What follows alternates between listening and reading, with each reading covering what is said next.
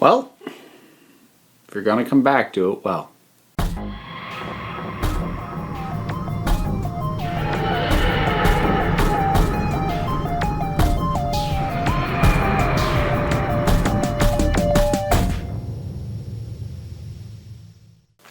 Alright folks, it is time for us to do a Doctor Who list as selected by my supporters over at Patreon. Thanks so much, everybody. So this time, I'm going to be ranking the Regenerations. Now, let me be specific about this, because when it comes to Regenerations, I figure there's basically three things that you can rank. You can rank the episode in which the regeneration occurs. You can rank the first story of the Doctor coming out of the regeneration. I've actually done that already. And you can rank the regeneration itself, looking at it in isolation as a scene, the way it was executed, maybe the immediate circumstances that led to it, but not bagging it down with all of the story that came before, because nearly every regeneration story, honestly, the narrative could work even without the regeneration happening at the end, and it would be unaffected. So we're dealing with the regenerations themselves here. And this list was interesting to compile because I realized that much like when I rank the Doctors, there are only a couple that I have genuine issues with, and then it's just a preference after that, because only the bottom few of these are ones that I would consider to be genuinely bad. All right, there's 13 of these to do. Let's get the super obvious bottom slot out of the way. And that's the regeneration from the 6th Doctor into the 7th. Colin Baker was unceremoniously dumped from the show, and unsurprisingly, he said no when they asked him to come back to briefly film a regeneration scene for the start of Sylvester McCoy's era. You can't blame the guy at all. So instead of having any situation that builds and results in the Doctor making some kind of sacrifice or being in a situation that he can't quite come out of alive, whether he meant to be that way or not, or facing down a daring foe, instead we just get the TARDIS gets jostled around a bit, and he lands on the floor and regenerates. It's really lame. It's lame on multiple levels, and it was a disservice both to the end of Baker's era and the beginning of McCoy's. It's just a shame. Now that is honestly the only legitimately bad one. Although the next one up from that, which is number 12, has a slightly similar thing, and that is the regeneration of the War Doctor into the 9th Doctor. And the reason that one is so low is because it feels incomplete, pretty much because Eccleston made the decision not to join and be part of the 50th anniversary, although honestly if he had, we might not have the War Doctor at all. They just would have used the 9th Doctor for that. But regardless, we didn't get to the other side of the regeneration. We just saw, hurt, and we led into it. Starts to turn to Eccleston, then we just cut away. And while it's not actively bad the way that the one I mentioned before, the 6 into 7 was, it is incomplete. And also it is simply... It's not a bad thing that it goes out of its way to reference the original regeneration, but it means that it is inherently derivative, so it ends up way down here. Next up, this one. This is going to be controversial. The regeneration of the 10th Doctor into the 11th. So Tennant to Smith. I'm sorry. I don't especially care for this regeneration. I don't love the circumstances under which it happens, or more specifically, I don't like the Doctor's hissy fit particularly. While I'm not as down on the extended goodbye sequence as some people are, with him visiting all the various companions, self-indulgent is really the word for it. And then to end with, I don't want to go, that honestly is what I dislike more than anything else. And it never hit me hard. The whole I don't want to go. It never hit me hard. I expected it to. At the time it first aired, I was shocked that it didn't. And I didn't dislike it at the time, but as time has gone on, I've just looked at it and gone, no, it doesn't work. Now, again, I don't actually think it's bad, but for my taste and what I prefer and care for, yeah, no, it's way down here in the 11th spot, and boy, there are going to be so many people yelling at me. Next up, number 10, the 7th Doctor into the 8th Doctor. So this would be from the Doctor Who TV movie of the 90s, for a long time, only visual appearance of Paul McGann's 8th Doctor. And the Doctor basically just steps out of his Freudian slip, steps out of his TARDIS and gets gunned down on the streets of San Francisco. It's very unceremonious. But in a way, I can kind of appreciate it because it is a very ordinary death. And I kind of like the idea that the Doctor isn't always going to die, quote unquote, under extraordinary circumstances of great heroism. Something feels right about having at least one fairly innocuous, unspectacular regeneration on the books. Doesn't mean I love it, that's why it's as low as it is, but I do have a bit of an appreciation for it in the context of the Regenerations as a whole. Next up, number 9, the 4th Doctor into the 5th. The end of Tom Baker's era and the beginning of Peter Davison's. And this one, again, it's not bad, but it's just a weird outlier, because they did the whole thing with the Watcher, this like ghostly figure that had been lurking in the background of the story up to that point, and then it comes down and joins with the Doctor for the regeneration because it is the Doctor, or maybe it's the next incarnation of the Doctor, and they merge, and then there's Davison. It's weird. I get that they were trying to make things a little bit more momentous because Tom Baker held the role for longer than anyone had up to that point, and still held the role for longer than anyone else did. But it is just such an outlier, and at this point in time, it doesn't feel momentous. It feels weird for the sake of being weird, and while not bad, it's just like, okay, I'm not sure why you did that. Number 8. The 1st Doctor into the 2nd. The one that started it all. Now, in many ways, this is also kind of an unremarkable regeneration because nothing really sets it off. The Doctor just says that his body's wearing a bit thin, and that just kicks it off there. But this was the first time it was done. It shouldn't have been this overly spectacular thing. It just needed to establish the concept, and body's wearing a bit thin. That tells you everything you need to know. That when he's run out of time, run out of strength, run out of energy, run out of life, he can come back. And then we got, in this case, the 2nd Doctor. It's simple. And simple's not always a bad thing. Number 7, the 2nd Doctor into the 3rd. So this gave us Patrick Troughton into Jon Pertwee, and there's a lot I like about the circumstance of this, and it suits the 2nd Doctor a lot, that there's actually, he doesn't sacrifice himself, he doesn't, lose to a foe. He has the regeneration forced on him by the Time Lords, who he is terrified of, and he tries to stall, and he delays, and he's this petulant child until the Time Lords get fed up and just send him off and make the choice for him as to what he's going to be like. And while in the grand scheme of Regenerations, again, not maybe particularly spectacular, incredibly appropriate for the 2nd Doctor. It's very fitting, and it's well matched, that way of doing it, to the end of his era. Number 6, the 12th Doctor into the 13th. Peter Capaldi into Jodie Whittaker.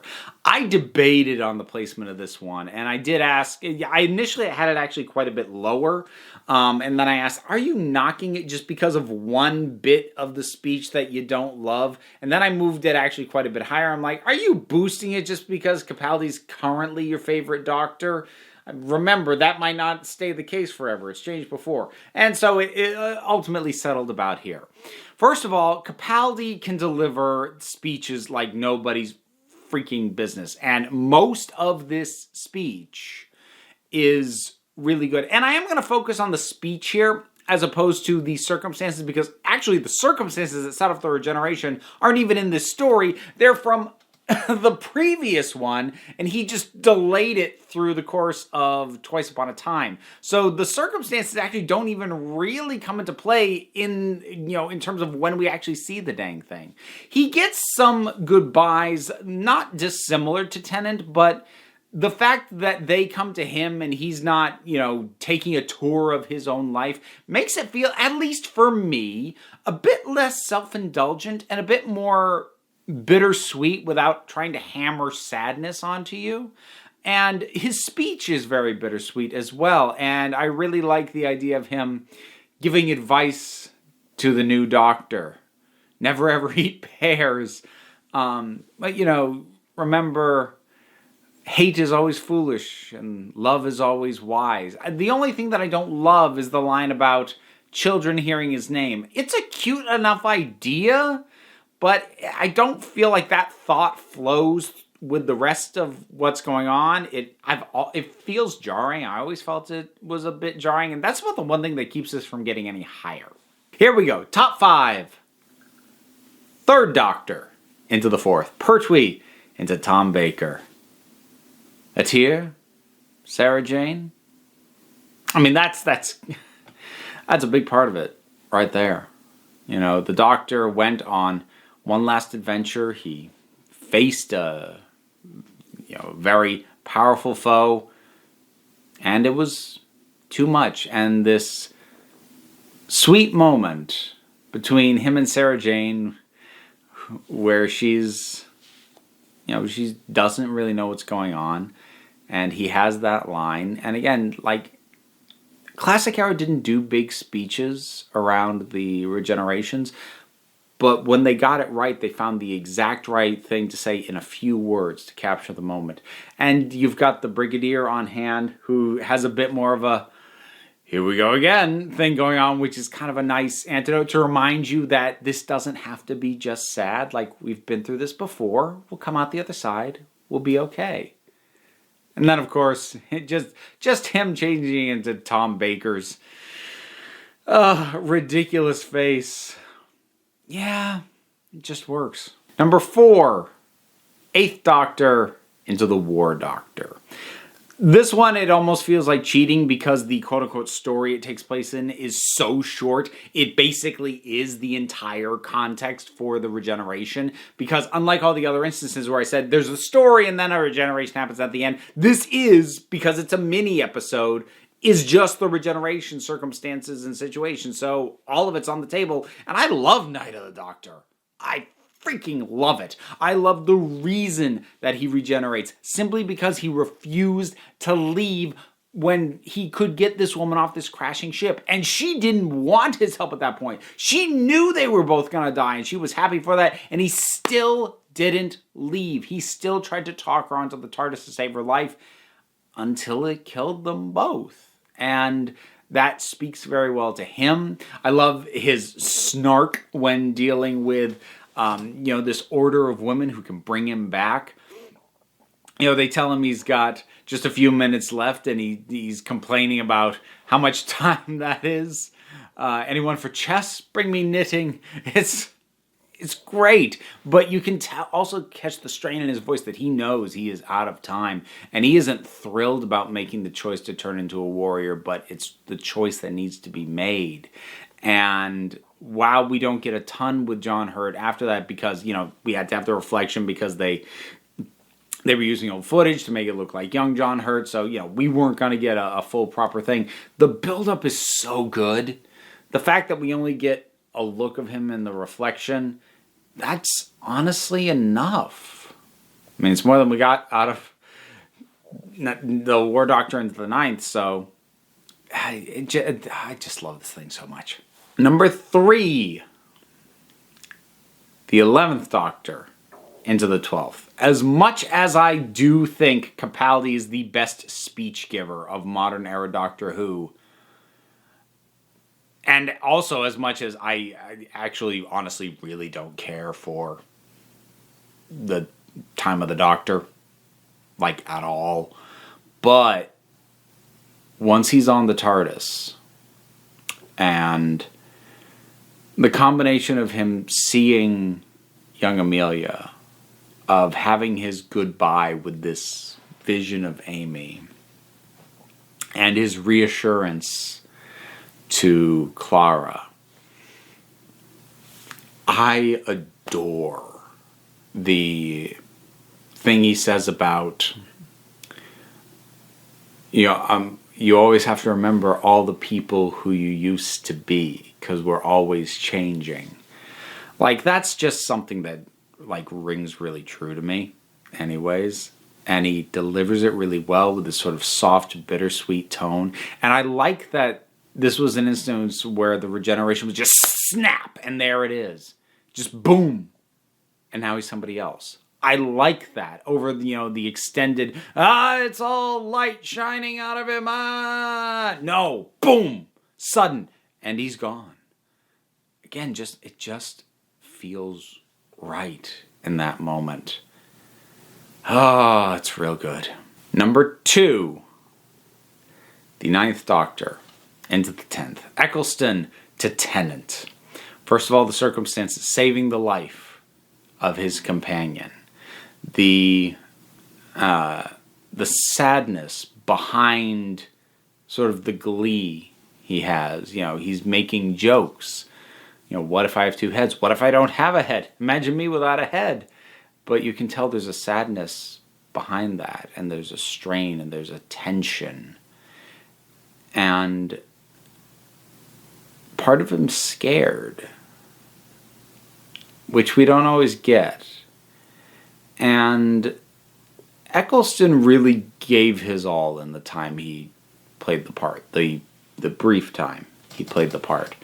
And I really do think he nailed such an amazing mix of a lot of different feelings and emotions and brought them all to the forefront in the last moments. And assuring Rose that she was fantastic and giving himself a little self-indulgent moment to say, so was I. And finally, if you've been keeping track, you know what it is. Number 1, the regeneration of the 5th Doctor into the 6th. Davison into Colin Baker in the Caves of Androzani. Which is a fantastic episode in and of itself, but even setting all that aside and focusing on the regeneration. He dies to save his companion. This is what Tennant's regeneration wanted to be. This kind of sacrifice. And it's what Eccleston's regeneration came very close to matching. But this is the best. Because not only does he sacrifice himself so that the companion will live, he does it basically without hesitation. Even having in the back of his mind fear that this regeneration isn't going to go well. Something's going to go wrong. But he still does it. Doesn't hesitate. Because that's who he is. That's what he does. And I feel like more than any other regeneration, this is a summation of who the Doctor is. Not just Davison's Doctor, but the Doctor, period. Whoever the Doctor is. This is ultimately what it boils down to. The savior of universes willingly dying to save one person and not hesitating to do it. That's why it's my number 1 pick for the best regeneration. What are your thoughts on it, other than yelling at me for putting Tennant so low, which people love to do? Whatever your thoughts are, drop something down in the comments. Let's talk about it. Bunch of stuff to do as well, because you can like, subscribe, support me on Patreon, and get to vote on list topics like this one. Plus there's merch and all sorts of stuff. It's the holidays. I have a P.O. box. I'm just saying. But you know what? You also don't have to do any of that, because at the end of the day, you are the council. I just run the meetings. And until next time, this council is adjourned.